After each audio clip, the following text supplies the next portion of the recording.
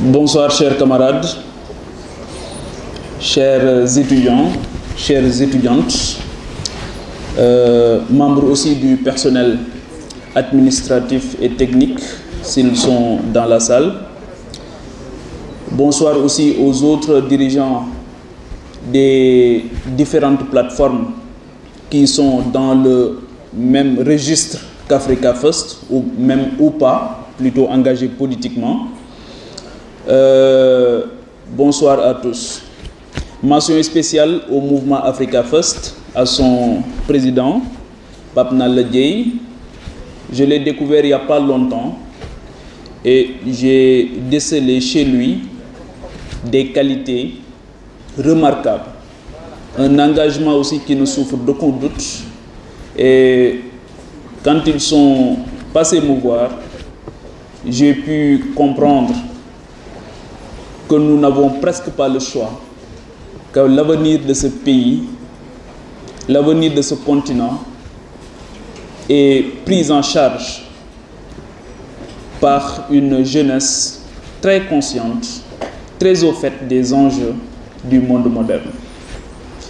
Féliciter aussi le parrain, M. Barthélémy Diaz, brillant, un combattant de la liberté ou des libertés publiques, un combattant de la démocratie, quelqu'un qui n'a jamais manqué au combat et quelqu'un qui a aussi plusieurs fois été privé de liberté parce que tout simplement il a décidé de porter le combat des autres. C'est ce que vous faites aujourd'hui, parce qu'en se réunissant dans cette salle, vous êtes en train de discuter, de se préoccuper de l'intérêt général qui doit prendre tout son sens dans notre quotidien et dans toutes les actions, tous les actes que nous posons au quotidien, l'intérêt général.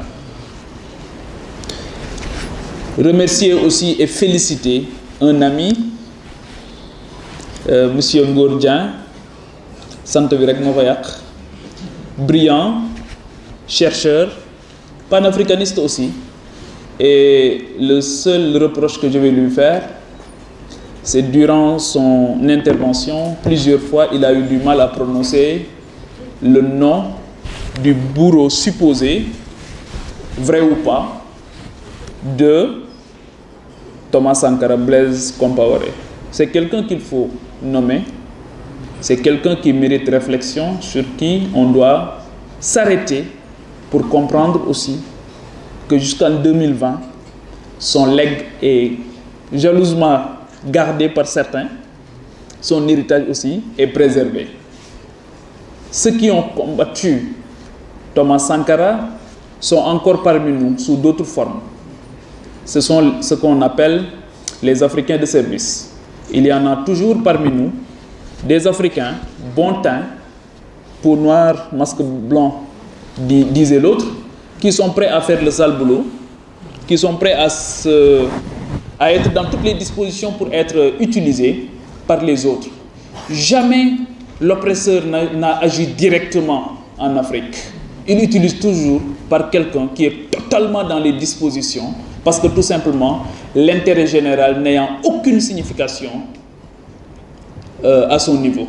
Donc, il est prêt à... Donc, il faut continuer de parler de Blaise Compaoré. Il faut continuer de parler de tous ces gens qui ont trahi l'intérêt général, qui ont trahi l'intérêt de l'Afrique et des Africains à d'autres desseins purement personnels. Au même moment aussi, il faut parler de tous ces gens qui nous ont honorés, de tous ces gens, de toutes ces figures emblématiques qui ont, à un moment donné de leur vie, questionné l'intérêt général, l'intérêt de la communauté, et qui ont donné de leur sang, de leur vie, et qui ont été privés de liberté durant toute leur vie, ou bien une bonne partie de leur vie, qui n'ont pas su profiter et qui étaient dans toutes les dispositions. Parce que c'est connu, quand vous vous situez à un niveau intéressant de contestation, d'indignation, forcément vous êtes démarché. Forcément vous êtes démarché. Forcément il y a des tentations. Surtout quand vous le faites dans un état de précarité extraordinaire. Vous avez un souci de maison, un souci de véhicule, un souci de confort, le confort minimal requis, vous ne l'avez pas, et que vous vous situez à un niveau intéressant de contestation, il est évident que vous serez démarché. Par exemple, Pape Nalla peut recevoir demain des dirigeants politiques de l'opposition ou du régime, du pouvoir, qui viennent lui proposer des strapontins. C'est possible, des sinécures. Est-ce qu'il va marchander à partir de ce moment le mouvement ou pas? C'est ça la grande question. La constance, la cohérence et surtout l'intégrité. Pape Nalla, aujourd'hui, on vous a choisi non pas parce que vous êtes Pape Nalla Dièye, mais les gens qui vous ont mis devant aujourd'hui épousent les valeurs que tu défends. Et c'est ça le plus important. La légitimité qu'on a à un certain moment, c'est une légitimité qui n'est pas négociable parce qu'elle est populaire. Et à partir du moment où vous avez une légitimité populaire, vous n'êtes pas dans les dispositions pour négocier, pour troquer ça avec des valeurs matérielles. C'est pas possible. Parce que comme vous êtes dans l'impossibilité, dans l'incapacité de demander à toutes ces Sénégalaises, à tous ces Sénégalais, ce qu'ils pensent de la proposition qui est là sur la table, mais évidemment, vous êtes dans l'incapacité d'accepter la proposition. Et c'est pourquoi aujourd'hui, suivez bien mon regard, tous les gens qui ont eu à marchander cette légitimité, à marchander cette aura qu'ils ont eu à un moment donné, l'ont regretté. Parce que cela n'en valait pas la peine. Et le plus souvent, difficilement, les effets escomptés sont au rendez-vous. Difficilement. Parce que la trahison en elle-même peut être rentable aujourd'hui, mais pas pour longtemps. Et vous allez perdre ce qu'il y a de plus essentiel dans la vie d'un homme ou d'une dame. J'utilise homme avec un grand H, c'est la dignité. C'est la dignité. Elle n'a pas de prix. Raison pour laquelle il faut se battre pour régler deux choses fondamentales. Votre autonomie financière et, comme le disait tout à l'heure Ngordien, votre autonomie aussi intellectuelle. Il faut être bon, mais battez-vous aussi pour avoir quelque chose qui préserve votre dignité. Je ne vous demande pas d'être un grand accumulateur, je ne vous demande pas d'avoir des comptes bancaires bien fournis en millions ou en milliards, non. Mais le minimum requis pour vous permettre de préserver votre dignité, c'est essentiel. Donc sur ces deux registres-là, il ne faut pas du tout perdre le fil. Il ne faut pas. Parce que quand vous êtes pauvre aussi, vous êtes vulnérable. Même si nous ne sommes pas pauvres, nous sommes appauvris. Même si l'Afrique n'est pas pauvre, elle est appauvrie. Comme disait Sékou Touré, c'est un mendiant assis sur une mine d'or, la Guinée. Mais c'est pratiquement le même sort, le sort de tous les États, surtout francophones, qui ont du mal à rompre définitivement le cordon ombilical qui les lie avec l'ancienne métropole. Donc ça, c'est un problème que nous avons fondamentalement, qu'il faudra mettre sur la table. Je ne suis pas du tout d'accord avec ceux qui ont été choqués par la proposition du camarade qui est en Master 2 en histoire par rapport à l'utilisation de la langue. La langue, c'est aussi un instrument de domination. Quand on épouse une langue, on épouse sa culture et on ne s'en rend pas compte. Qui s'installe parfaitement bien dans une langue peut parfaitement épouser la culture, les valeurs. La francophonie, c'est aussi un véhicule de valeurs. C'est ça aussi la francophonie. Ils ne mettent pas leurs sous pour vos beaux yeux, mes amis. C'est comment vous contraindre le plus possible à avoir ce réflexe de dominant. Comme le disait Charanta, l'ex-colonisé ressemblait à cet esclave du 19e siècle qui, une fois libéré par son maître, va jusqu'au bas de la porte et revient pour lui dire qu'il ne sait plus où aller. Parce qu'il a acquis des réflexes de subordination. Mais c'est par la langue. C'est par la langue. Ils n'ont pas d'argent pour vous développer, pour vous permettre de développer. Ils ne souhaitent même pas que vous vous développiez. Ce qu'ils veulent aujourd'hui, c'est comment continuer à vous dominer. Mais c'est par l'aliénation d'abord. C'est par la langue. C'est par la langue. C'est par la façon de s'habiller.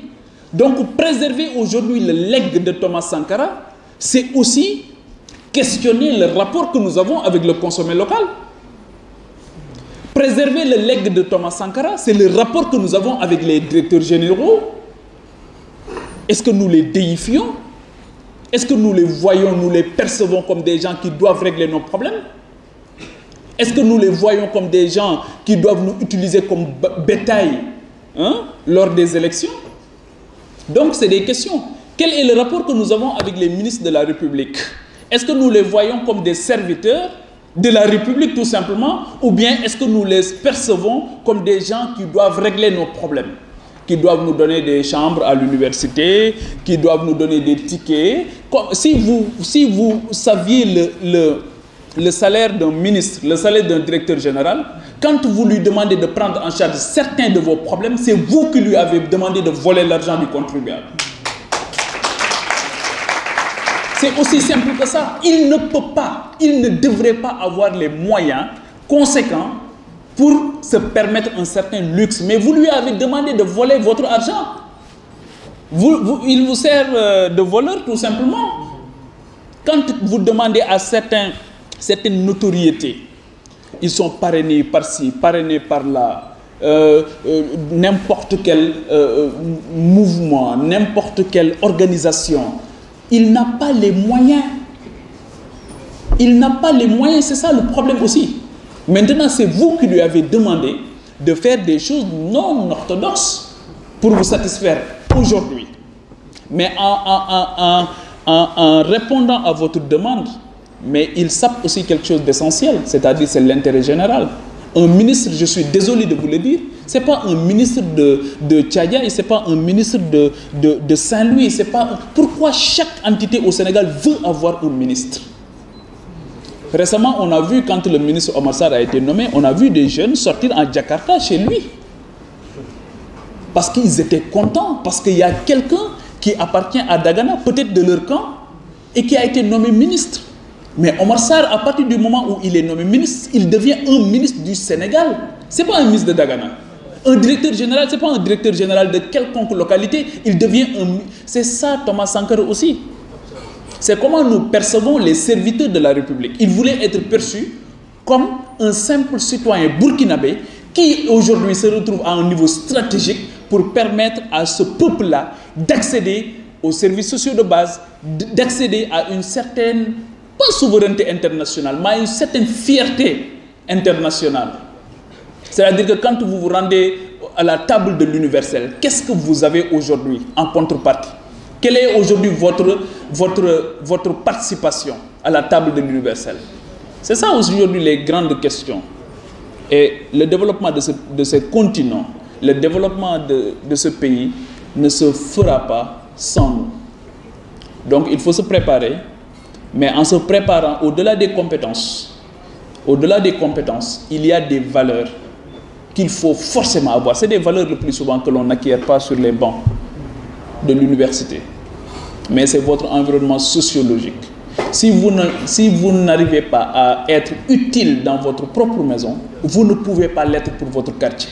Et vous le serez difficilement pour votre commune, votre département et votre pays.